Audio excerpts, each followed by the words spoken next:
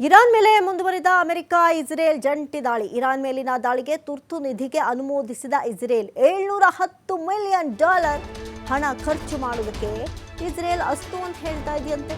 ತುರ್ತು ರಕ್ಷಣಾ ವೆಚ್ಚದಡಿ ಹಣ ಬಳಸೋದಕ್ಕೆ ಇಸ್ರೇಲ್ ಸಂಪುಟ ಒಪ್ಪಿಗೆಯನ್ನು ಕೊಟ್ಟಿದ್ದಾರೆ. ನೋಡಿ, ಒಂದಲ್ಲ ಎರಡಲ್ಲ, $710 ಮಿಲಿಯನ್ ಹಣ ಖರ್ಚು ಮಾಡೋದಕ್ಕೆ ಇಸ್ರೇಲ್ ಅಸ್ತು ಅಂತ ಹೇಳಿದೆ.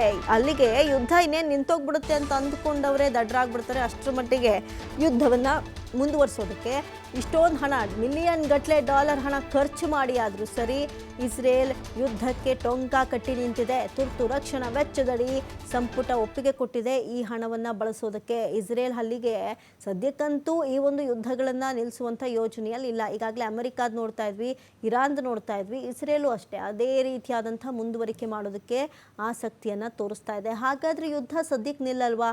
ಈ ಸಮರ ಅಂತ್ಯ ಆಗಲ್ವಾ? ಇದರಿಂದ ಹಲವಾರು ದೇಶದ ಜನ, ಹಲವಾರು ರಾಜ್ಯದ ಜನ ಪರಿತಪಿಸ್ತಾ ಇದ್ದಾರೆ. ಒಂದು ಕಡೆ ಬೇರೆ ದೇಶಗಳಲ್ಲಿ, ಆ ದೇಶಗಳಲ್ಲೂ ಕೂಡ ಯಾವಾಗ ಪ್ರತಿದಾಳಿ ಬಂದರೆ ನಮ್ಮ ಪ್ರಾಣ ಹೋಗುತ್ತೋ ಅಂತ ಭಯಭೀತರಾಗಿದ್ದಾರೆ. ಇಂಥ ಪರಿಸ್ಥಿತಿ ನಿರ್ಮಾಣವಾಗಿದ್ರೂ ಕೂಡ ಈ ದೇಶಗಳು ಮಾತ್ರ ಕಾಂಪ್ರಮೈಸ್ ಆಗ್ತಾ ಇಲ್ಲ.